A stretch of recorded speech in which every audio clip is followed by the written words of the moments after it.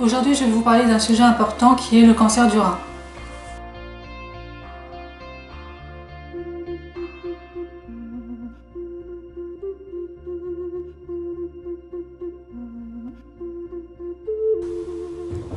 Alors pourquoi je vais vous parler de ça? Eh bien, c'est tout simplement parce que j'ai été touchée par cette maladie en début d'année.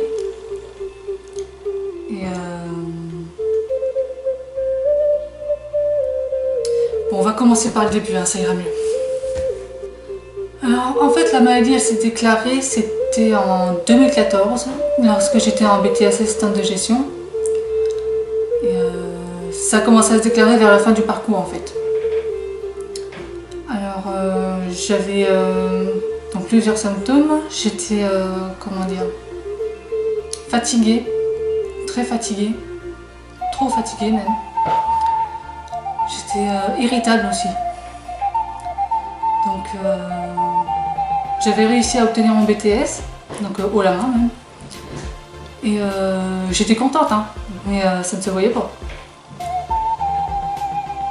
Je me suis dit que c'était parce que je m'étais donné à fond, que j'avais bien bossé mon BTS, donc forcément je suis fatiguée. Donc je me suis pas vraiment inquiétée. Alors ce qui fait que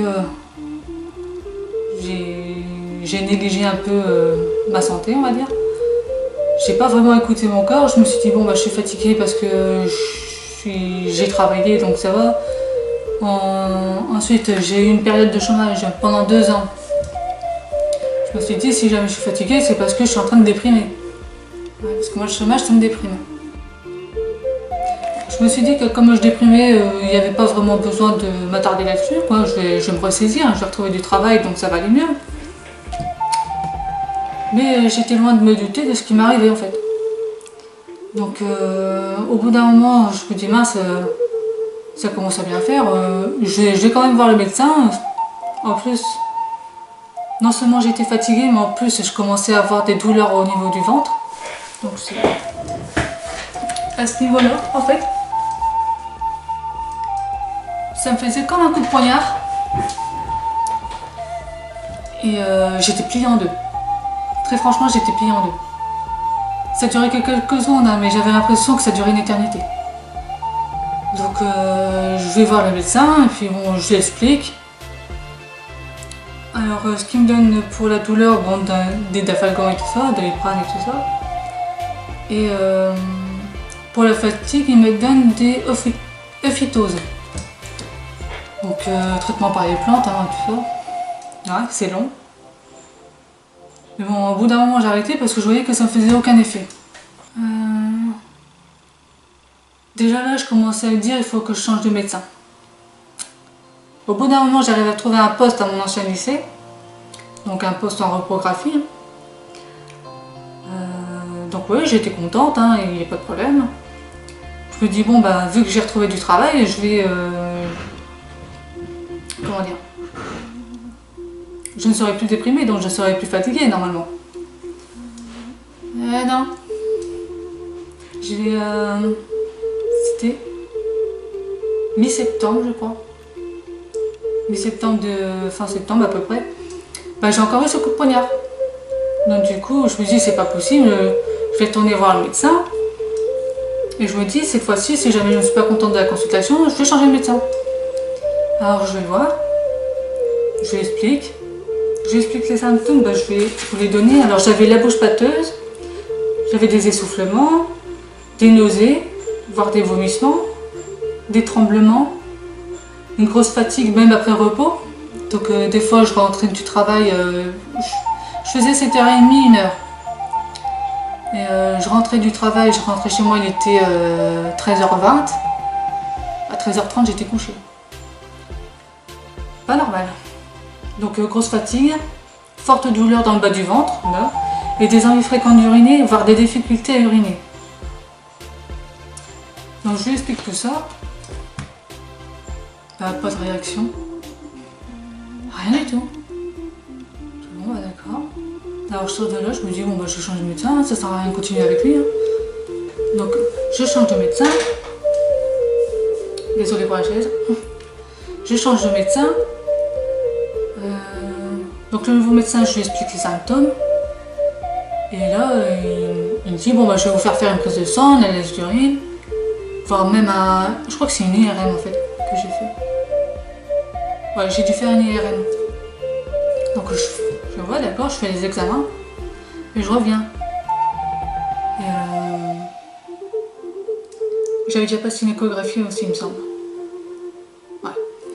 Alors il voit les résultats des examens et puis il me dit... non, même pas il me dit, c'est d'abord il trifouille dans ses papiers. Mais il cherche... genre c'était urgent quoi. Alors je regarde ma mère et puis je lui dis mais qu'est-ce qui se passe? Alors il trouve les coordonnées d'un docteur et il dit vous allez voir un chirurgien. Ouais bon d'accord, je vais aller voir. Alors je vais le voir. Le médecin il m'avait d'abord expliqué que j'avais une tumeur. Donc elle faisait 1,9 cm sur 2 cm, 2 cm et demi à peu près. Alors j'y vais. Je vois le docteur le chirurgien et je lui demande ce qu'on peut faire. Là, il me dit on peut faire une célioscopie. D'accord, donc c'est en fait on utilise un robot pour pouvoir opérer à l'intérieur. Soi-disant que c'était plus précis, que c'était plus... comment dire? Comment il m'a dit ça lui? C'était plus sûr en fait. Ouais c'est plus sûr mais il y a quand même des risques de rechute en fait. C'est ça qui m'embêtait un petit peu, alors je vois, ça me fait pas trop. Bon, on part pour ça, mais bon, je suis pas très chaude. Hein. Donc, il me propose d'aller à Mons. Parce que là-bas, ils ont le robot. Là où j'étais au Val de Sang, ils n'avaient pas le robot. Donc là-bas, il y a le robot, c'est bon, on pourra faire ça assez rapidement. Mais j'avais pas envie d'aller à Mons, en fait. À Mons, moi, je suis en France, Mons, c'est en Belgique. Déjà au niveau de la sécurité sociale, c'est pas terrible, hein. Même avec la carte européenne, c'est vraiment pas terrible. Et une opération comme ça peut me grimper très très haut. Donc non, ça, non. J'ai dit non. Puis bon, comme je suis française, je préfère être opérée en France, pour moi c'est normal.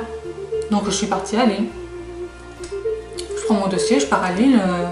Enfin, je demande un rendez-vous d'abord avec le chirurgien de Lille. Puis une fois arrivé là-bas, bon, c'était son interne que j'ai eu parce que lui il était en train d'opérer. Et ah oui, aussi. Ce qui m'a pas plu non plus, et que je me suis dit, bon bah je vais pas aller à Mons, je vais aller à Lille, hein, je veux pas suivre ce chirurgien-là, c'est qu'il me disait que au stade où j'étais dans la maladie, je devais pas ressentir de fatigue. Et je devais pas avoir mal non plus. C'est-à-dire que mon corps il me le dit, hein.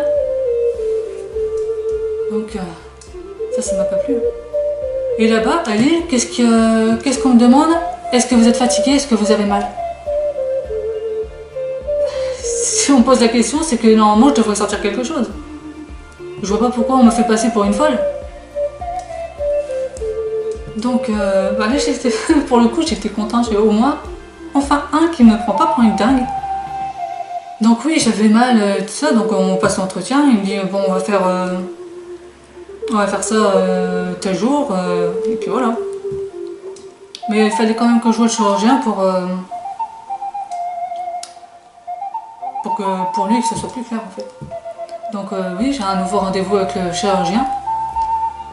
Et lui par contre il me proposait soit la célioscopie, soit d'être ouverte, une opération ouverte.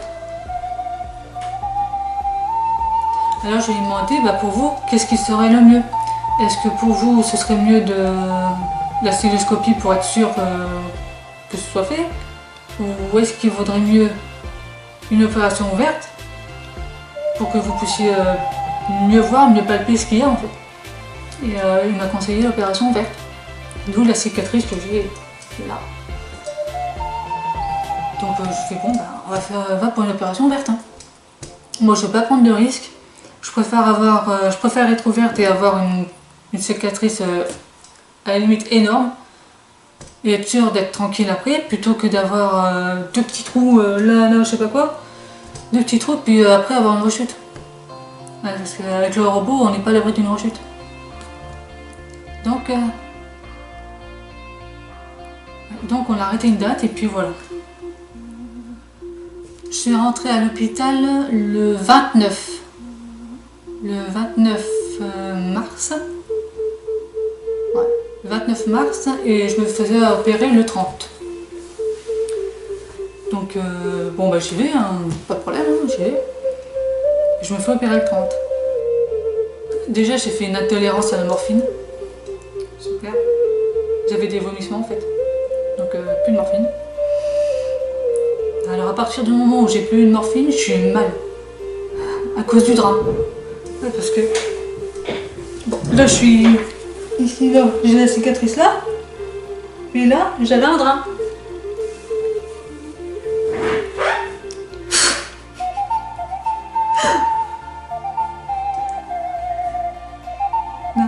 Un drachytiti, ouais, c'est vraiment gênant. Ça vous empêche de dormir. Ça fait mal. On m'a donné de l'acupan. Donc c'est le traitement le plus sanguisant. Ça me faisait rien. Ça me faisait plus rien. Donc voilà quoi. Donc je suis sortie le 3 avril avec un traitement. Et sur le chemin du retour, ce que j'ai remarqué c'est que je n'étais plus fatiguée. Donc la fatigue avait bien un lien avec ça. Et dire qu'on m'a fait passer pour une folle. Mais vraiment plus rien. Là j'avais vraiment les yeux bien ouverts. Merde. Les yeux bien ouverts, aucune fatigue. Parce que ça me faisait un poil là. J'avais l'impression d'avoir un voile dans les yeux. Donc du coup je suis rentrée chez moi. Donc au début je dormais dans le fauteuil parce que j'arrivais pas à dormir dans le lit. Ah non, c'est pas que j'arrivais pas à dormir dans le lit, c'est qu'une fois que j'étais allongée dans le lit, j'avais du mal à me relever. Donc du coup je me suis dit bon bah je vais dormir dans le fauteuil pour l'instant. Je me lavais au lavabo parce que je pouvais pas prendre de bain, je pouvais pas prendre de douche à cause du pansement. Donc c'est épuisant. Franchement, j'étais assise sur une chaise, puis donc je me lavais normal. Mais ce qui m'a épuisé le plus, c'était de me laver les cheveux au-dessus de la baignoire. Franchement, je faisais ça, j'avais fait ma journée. Alors, on me changeait le pansement tous les 2 jours. J'avais aussi des piqûres pour la phlébite. Ouais, tous les jours la phlébite, par contre. Ce qui fait qu'à la fin, j'avais des ailes de coccinelle. Ah ouais, j'avais des points partout là. Voilà. Ouais.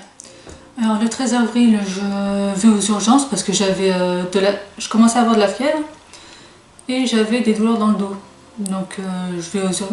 J'avais d'abord été chez le médecin, il m'a fait un bon de transport pour aller à Lille. Donc je vais aux urgences de Lille. Et je passe un scanner là-bas. On me dit que j'ai un urinome. Donc un urinome c'est lorsque vous avez une collection d'urine autour du rein. Donc ouais d'accord, on me dit que je vais me faire opérer. Donc à 8h30 on m'amène au bloc. Et on m'a mis une sonde urétérale et une sonde vésicale. En plus ce jour-là je me suis fait peur toute seule. J'ai imaginé plein de trucs en fait, alors que l'interne il m'a fait bien expliquer ce qu'ils allaient faire, hein, mais je me suis fait peur toute seule. Je me suis dit j'espère qu'ils vont pas devoir me rouvrir parce que là ça va pas le faire. Ça va pas le faire.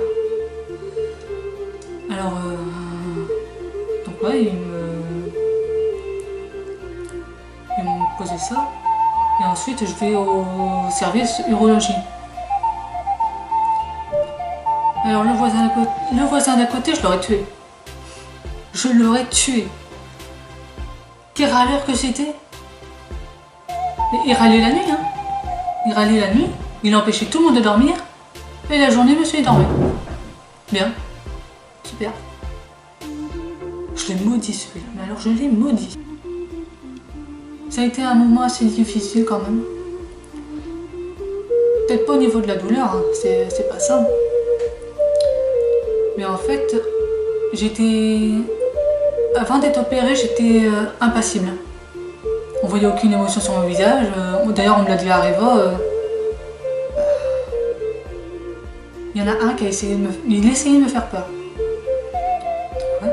Genre, il s'approche silencieusement derrière moi et puis il voulait me faire peur. Je me suis retournée, il était que dalle. Aucune réaction. Donc, je lui ai demandé pourquoi tu me fais ça. Il fait parce que t'es impassible. Ah bon? Ouais. Et une dame à côté qui dit oui en effet, je l'ai remarqué aussi. Ah ouais? D'accord. Donc avant l'opération j'étais impassible. Et là j'étais devenue tellement émotive. Franchement, je pensais à mes amis de la classe de chant. Je pensais à ma famille. Et là j'ai réalisé à quel point il me manquait. Et là, je partais en larmes. Chose qu'avant j'aurais pas fait ça. Oui, j'y aurais pensé, mais j'aurais jamais, je me serais jamais mise à pleurer. Que là, je pleurais à chaudes larmes. Ouais. Donc je suis sortie le 18 avril avec un traitement perfusion à domicile. Et toujours des piqûres de fluide, hein. Oui, pourquoi pas. Mais c'est drôle parce que j'avais comme une sacoche pour pouvoir me déplacer avec. Le produit il était dans des boules. Et deux boules qu'il y avait. Il y avait deux produits. Je ne sais plus pourquoi. Donc des boules dans la sacoche et puis perfusion là. Ok. Mais j'ai trouvé ça tellement dégradant. Franchement c'était... Je me disais mince, je suis sortie de l'hôpital et je suis encore sous traitement quoi. Enfin bon, c'était des complications classiques, hein. L'hôpital, il avait l'habitude de ça, donc j'ai été soignée. Ok. Sauf que j'ai pas tenu 3 jours. 3 jours après ma sortie, je faisais de la température, donc je grelottais, mais j'étais dans mon fauteuil, je suis en train de regarder la télé, et au fur et à mesure du temps, je grelottais. Ah oui, on m'avait enlevé la sonde urétérale, on m'avait laissé la sonde vésicale. Donc j'avais une sonde. Et c'était quoi? C'était le matin. Le matin, j'avais remarqué que ma poche n'était pas remplie. Alors je me suis dit mince, qu'est-ce qui se passe? Mais au bout d'un moment, elle a fini par se remplir. Je suis bon, bah d'accord, il n'y a pas de problème. Mais dans l'après-midi, j'ai eu le même souci. Je me suis dit mince, qu'est-ce qui se passe? Donc en fait, ce qui était en train de se passer, c'est que j'avais ma sonde qui était en train de se boucher. Ce qui fait que les urines ne pouvaient pas être évacuées. Donc du coup, j'avais ma poche qui était bouchée, ma vessie qui était pleine. Je grelottais, mais vraiment grelottais, hein. Pas le petit grelottement comme ça. Hein. Et j'avais 39,5 de température. Donc du coup... dès que j'ai pris ma température, parce que j'avais prise, parce que bon, je me suis dit bon, je grelotte, c'est quand même pas normal. Je prends ma température, je vois 39,5. Maman, faut qu'on aille aux urgences. Donc on va aux urgences, on leur explique le cas, et ils me mettent une perfusion d'eau pour inciter les urines à aller dans la poche. Et moi, j'aurais préféré qu'ils m'enlèvent la poche. Ah oui, j'aurais préféré. J'avais donc ma vessie pleine, ça me faisait un gros ventre. Alors vraiment, prêt à éclater, hein. Franchement, prêt à éclater. J'avais vachement mal. C'était aux urgences près de chez moi. J'étais au bloc. Parce que quand vous allez aux urgences, il faut mettre dans des blocs. Et j'avais pas de sonnette. Donc pour appeler quelqu'un, voilà quoi. Des gens qui passaient dans le couloir, je les appelais, on me répondait pas. C'est une jeune fille du couloir qui m'a entendu gémir qui est venue voir ce que j'avais. Et je lui ai dit j'ai fait mal, c'est plus possible. Je fais il faut qu'on m'enlève ça, j'ai vraiment trop mal, ça va éclater. Du coup elle a clampé et puis elle est partie. Je crois qu'elle a dû appeler ses collègues. Et, déjà, on m'a mis une couche. Comme les personnes âgées. Mais bon, au bout d'un moment, je l'ai pas vraiment regretté parce que ça a lâché. Ça pouvait plus tenir, ça a lâché. Mais s'il me l'avait enlevé la sonde, j'aurais pas eu mal comme ça. J'aurais pas eu mal comme ça. J'avais des grosses douleurs à la vessie, à ventre énorme. Du coup, on m'a fait une prise de sang et des analyses d'urine. Et en fait, j'avais des globules blancs. Donc il y avait une infection ou quelque chose comme ça. Bon, du coup, on m'a dit qu'on allait me transférer à Lille, mais bon, j'ai d'abord passé une nuit là-bas. De toute façon, j'ai pas su dormir là-bas. J'avais chaud, j'avais froid, j'avais 39 de température. Franchement, j'ai passé une nuit atroce là-bas. Pour la température, on m'a mis un pain de glace au niveau des jambes, au niveau des cuisses. Oui, parce que quand vous avez de la fièvre, vous avez les jambes qui brûlent. Donc on m'a fait un scanner et ensuite on m'a transféré à un Lille. Et on m'a dit que j'avais un urinome. J'avais 5 perfusions. J'avais 5 perfusions de branchées sur moi. Quand je suis arrivée à Lille, on m'a dit mais comment ça se fait, vous avez autant de perfusions? Je sais pas. Ouais, donc en fait, c'était pas un urinome que j'avais, mais c'était un abcès. Donc d'accord, ouais, j'ai un abcès. Du coup, on fait une prise de sang, puis et on me met un traitement antibiotique. Et on me dit aussi que bon, la température elle a baissé. Et on dit aussi, bon, je vais me faire opérer pour pouvoir changer la sonde. Parce qu'elle est infectée. Donc d'accord, ok. J'ai eu une sonde jusqu'au lendemain et puis après ils me l'ont enlevée. Mais j'ai bien apprécié parce que la vulve était irritée. Ça fait très mal, franchement. Donc je suis sortie le 3 mai sans sonde. J'ai tenu environ 3 semaines. Et après j'ai commencé à attraper mal au dos. J'avais passé aussi un neuroscanner pour contrôle. Bon, j'avais une petite collection. J'avais scanné l'examen, je l'avais envoyé à Lille. Et le chirurgien il dit bon bah il y a une petite collection mais elle devrait se résorber. Donc ça oui, je veux bien le croire. Et j'avais pas de fièvre donc j'avais pas de quoi m'inquiéter. Seulement j'avais une infection urinaire.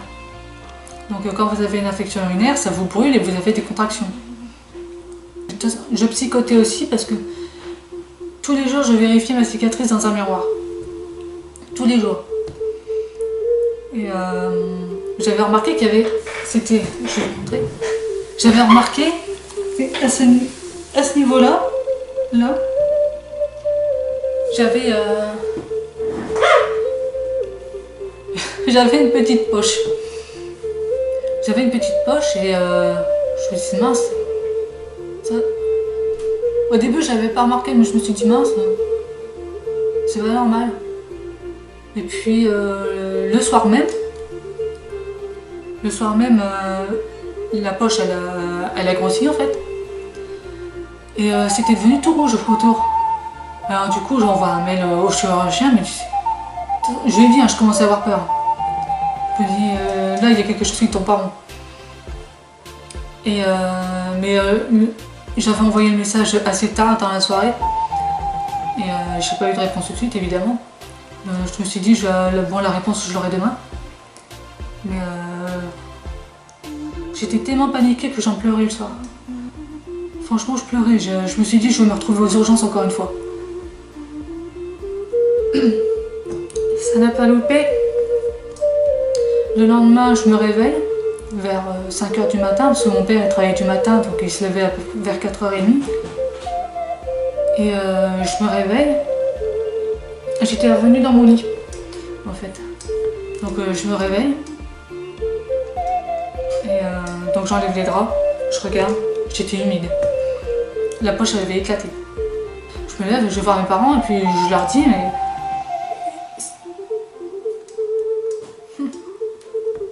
je leur dis, il y a un problème. Là, c'était en train de couler, ça coulait tout le temps. C'était de l'urine en fait. Ça ressortait. En fait, les urines, quand elles veulent sortir donc, du corps, elles prennent la voie la plus simple. Donc s'il y a une ouverture, donc pas loin du rein, elles vont sortir par cette ouverture-là. Elles vont pas prendre les voies naturelles. Et c'est ce qui était en train de se passer. Alors, du coup, ma mère, elle appelle les pompiers et ils m'emmènent aux urgences. Donc, sur le temps qu'ils arrivent, on m'avait désinfecté l'emplacement, on m'avait remis un pansement pour pas que ça coule parce que c'était pas possible tout ça. Et le 2 juin, je me retrouve aux urgences. Donc, le 2 juin, c'est mon anniversaire. J'ai passé mon anniversaire aux urgences. Donc aux urgences près de chez moi, on a vérifié ma température, donc elle avait disparu. Ouais, d'accord. Et on vérifie ma cicatrice. Et on vérifie ma cicatrice, on me fait faire un scanner avant de m'envoyer à Lille. Donc c'était encore un urinol. Hein. Avant de m'envoyer à Lille, j'avais demandé ce qu'on me refasse mon pansement. On me l'a pas fait. On m'a dit oh bah ils verront ça à Lille et puis voilà. Ouais, bien. Ce qui fait que j'ai fait le trajet avec un drap souillé. J'étais trempée. J'étais contente quand je suis arrivée à Urier. Donc au service urologie de l'hôpital Urier. J'étais contente. Au bout d'un moment, c'est un endroit qui vous semble familier. C'est comme si c'était votre deuxième maison. Super. Donc je me suis fait opérer le 3 juin. Et alors là, j'ai eu une crise d'angoisse. Je pleurais sur la table d'opération. Donc les anesthésistes, ils ont essayé de me calmer et puis ils m'ont mis le masque. Après, j'étais endormie quoi. Quand on est endormi, franchement, vous pouvez mourir à ce moment-là, c'est pas grave. Franchement, vous ne sentez rien. Alors du coup, on m'a remis une sonde urétérale et une sonde vésicale. Donc, retour à la case départ. Hein. On m'a surveillée pendant quelques jours. J'avais fort mal à la cicatrice. On m'a mis des... qu'est-ce qu'on me dit ? On me mettait des mèches dans la plaie pour pouvoir faciliter la cicatrisation. Mais alors, qu'est-ce que ça fait mal ? C'est pas tant le fait de mettre la mèche qui fait mal, mais j'avais à cet endroit de la cicatrice, j'avais la chair à vif, vu que ça n'avait pas cicatrisé. Alors quand c'est comme ça fait fort mal. Alors le 7 juin, on me met une endoprothèse. Donc c'est une sonde qui relie le rein à la vessie. Et une sonde vésicale, donc de la vessie jusqu'à l'extérieur. Je devais la porter pendant 6 semaines. 6 semaines avec ça, c'est très long. On m'a expliqué qu'en fait, avec les contractions lorsque j'avais fait mon affection urinaire, ça a fait remonter les urines. Et c'est ça qui a fait que ça a éclaté en fait. Et aussi le fait l'infection, c'était dû au fait que je prenais des... Enfin, c'est pas directement lié à ça, mais je prenais de l'ibuprofène.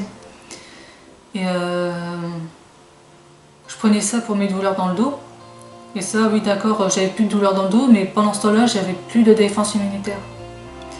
Donc si vous êtes atteint du rein, surtout ne prenez pas ça. Surtout pas. Alors le 8 juin, je sors. Donc j'ai une analyse d'urine à faire, une prise de sang. J'ai un lit médical aussi parce que je devais dormir en position demi-assise. Tant que j'avais l'urinum, il ne fallait pas que je sois allongée. Il fallait mieux pas parce que sinon... Sinon, un rebelote. Hein.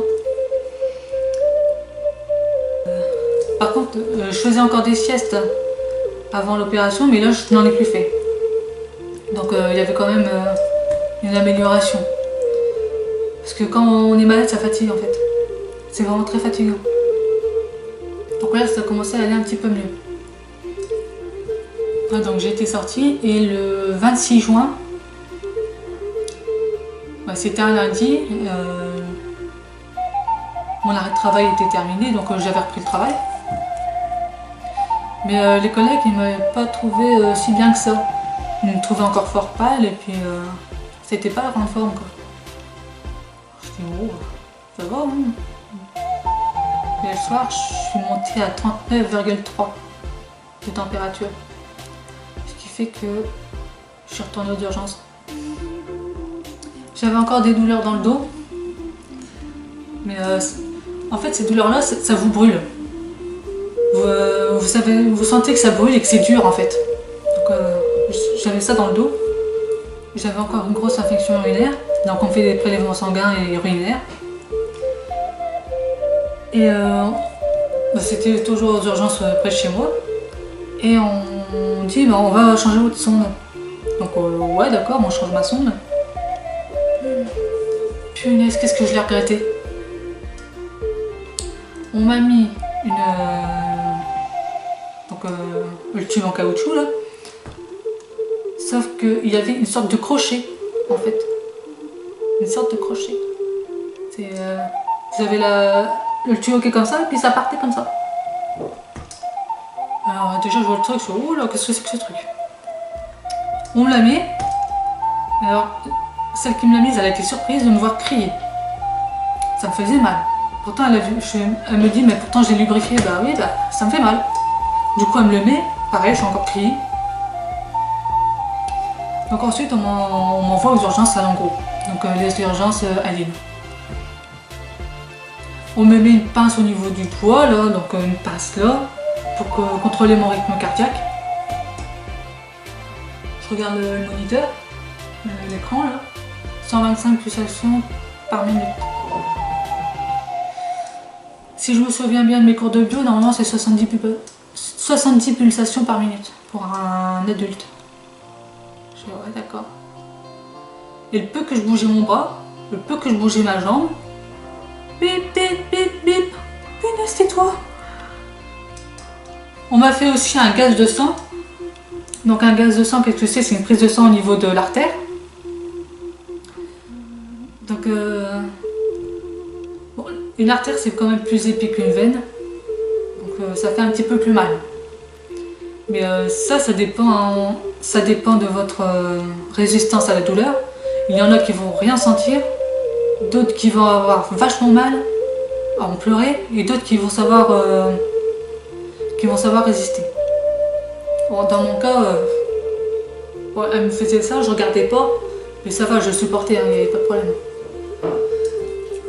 Et en fait, eh ben, le médecin vient me voir et me dit que j'avais encore un abcès.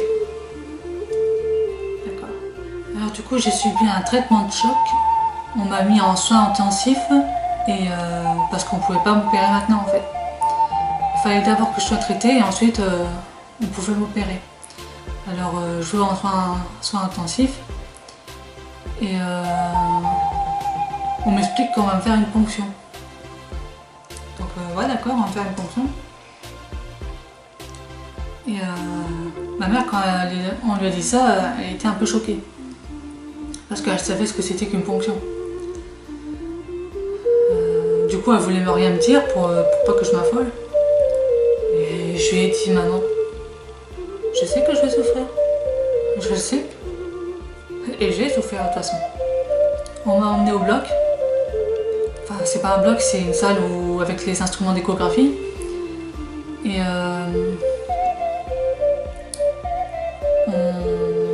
on m'installe et tout ça. Je me mets sur le ventre. On me met des papiers bleus sur le dos là, et puis on me fait la ponction. J'ai eu très mal. Très très mal. Je n'ai pas crié pour pas affoler les gens qui étaient dans le couloir, mais franchement j'ai eu mal. J'en ai pleuré. Tellement pleuré que la dame qui était à côté de moi, si elle pouvait pleurer avec moi, elle l'aurait fait. Donc Au bout d'un moment, on me propose un masque parce que en fait c'était un abcès, mais le liquide était trop épais. C'était un abcès un peu vieilli en fait. Et du coup, il fallait une aiguille plus grosse. Ouais. C'est pour ça qu'on m'a proposé le masque, hein, parce que normalement, quand vous faites une ponction, vous devez rester conscient. Mais là, je supportais plus la douleur, on m'a mis un masque. Donc avec du gaz pour pouvoir endormir les muscles. Mais ça vous fait drôle. Ça vous fait drôle parce que bon, au début, ce sont vos jambes qui sont endormies. Ensuite, le tronc. Et puis après, les épaules et tout ça. Mais j'étais comme ça, je regardais les deux dames qui étaient à côté de moi. Et j'avais l'impression que ma vue était divisée en deux. Donc il y avait une dame qui était là, elle était figée. Celle qui était à côté, elle bougeait. Alors du coup, on m'a dit fermez les yeux. Alors du coup, j'ai fermé les yeux. Et je crois que ça fait la même chose que quand on est dans le coma. C'est-à-dire que vous voyez noir. Et par contre, vous entendez les bruits environnants, vous entendez les gens qui parlent. Donc ça fait drôle. Donc au bout d'un moment, le médecin il a arrêté. Et je me suis demandé si on avait fini ou pas, si c'était terminé. La dame elle me dit oui, c'est fini, c'est bon. Sauf qu'ils n'ont pas pu fonctionner parce que c'était trop épais. Alors le lendemain, je crois, ouais, ça doit être le lendemain. Le chirurgien il passe, donc dans ma chambre d'hôpital, et il me dit, je sais plus si. Non, d'abord on m'a transféré de chambre. On m'a changé de chambre d'abord. On m'a mis au service urologie parce que le traitement était terminé.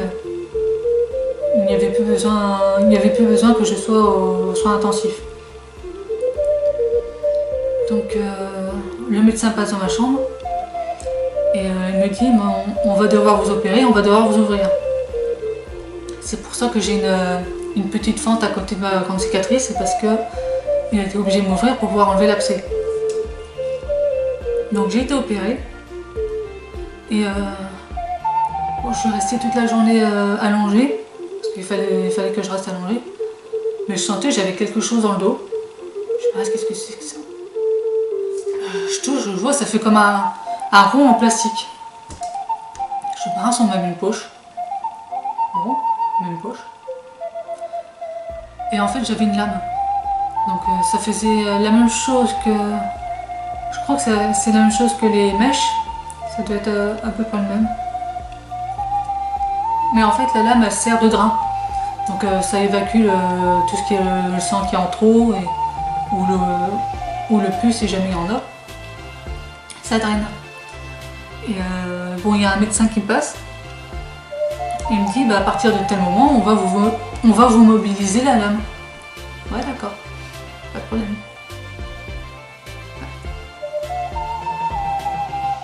Ouais, donc le lendemain, on me mobilise la lame. Mais alors, qu'est-ce que ça m'a fait mal?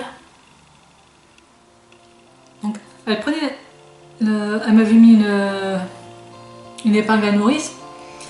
Et en fait, elle tirait comme ça. Pendant ce temps que j'ai eu mal. Ça m'a fait la même douleur que lorsqu'il me mettait les mèches au niveau de... là où j'ai eu la poche qui était éclatée. Là. Ça m'a fait la même douleur. Et en fait, la douleur, elle est comparable à... vous savez quand on met du sel sur une plaie, ça fait exactement la même chose. Ça fait aussi mal. Donc la première fois qu'on me l'a mobilisé, j'ai eu mal. La deuxième fois, j'ai eu aussi mal. Mais là, il était temps que ça arrête parce que je crois que mon corps, il ne supportait plus. J'en ai pleuré. Et même après, allez, un quart d'heure après qu'elle ait mobilisé la lame, je pleurais, j'y arrivais plus à me retenir. Ça partait comme ça. La troisième fois, on l'a encore mobilisée, mais là, ça m'a fait moins mal. Et la quatrième fois, bah, elle est partie. En fait, on a enlevé la poche et la lame est venue avec.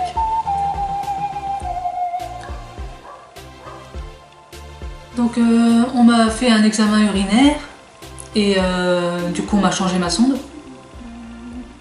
Je suis sortie le 11 juillet avec un traitement antibiotique parce que j'avais des levures dans les urines.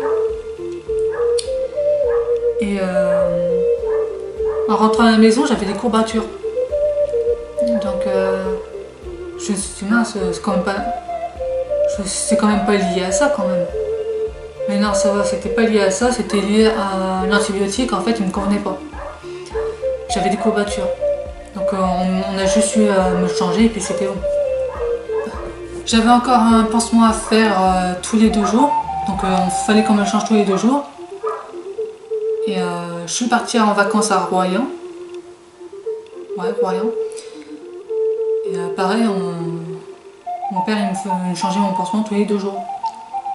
Je prenais mon traitement antibiotique et puis voilà. Donc, pendant les vacances, tout allait bien. Je suis bon, ben, ça a l'air d'être bien parti. Pour une fois.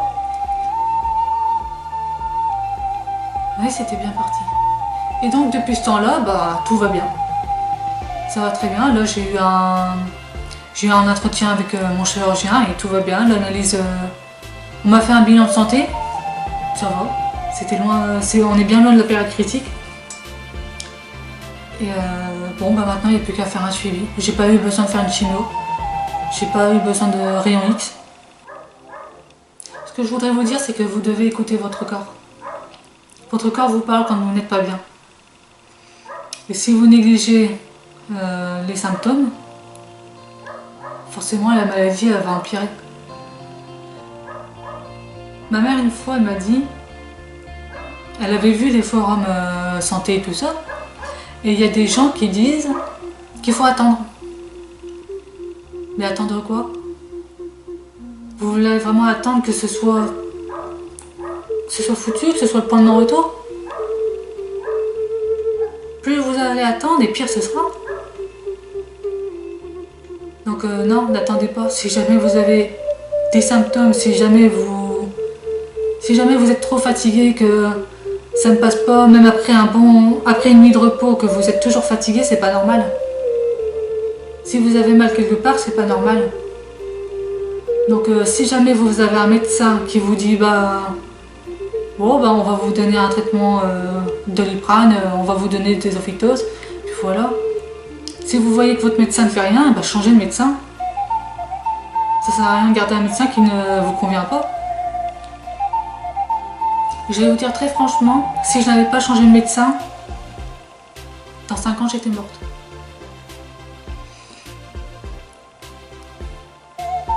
C'est quand même lamentable. C'est lamentable de voir ça parce que vous n'avez pas le savoir médical. Vous ne pouvez pas savoir si ce que vous avez est grave ou pas. D'autant plus que je suis pas non plus du genre à aller voir le médecin pour rien. Donc je vois pas pourquoi il s'est permis de dire... il s'est même permis de dire que nous étions une famille de fatigués. Je dois prendre ça comment, moi? J'ai halluciné, franchement.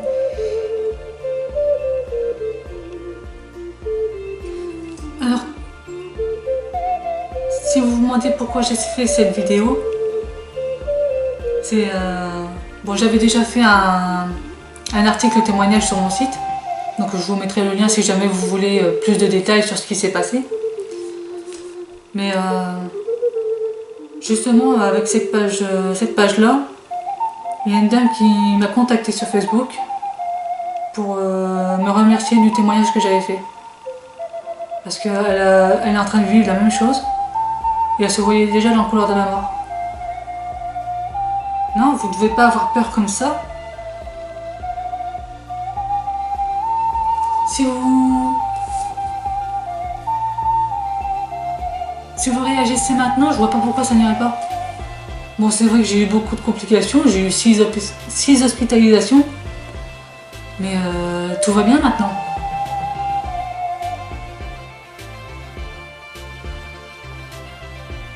si vous ne faites rien, si jamais vous faites l'autruche, là forcément ça n'ira pas. Et là, quand vous allez vous décider à aller voir le médecin, il sera trop tard. Là, le médecin il vous dira, bah, je suis désolée, mais on ne peut plus rien faire, madame. On ne peut plus rien faire, monsieur.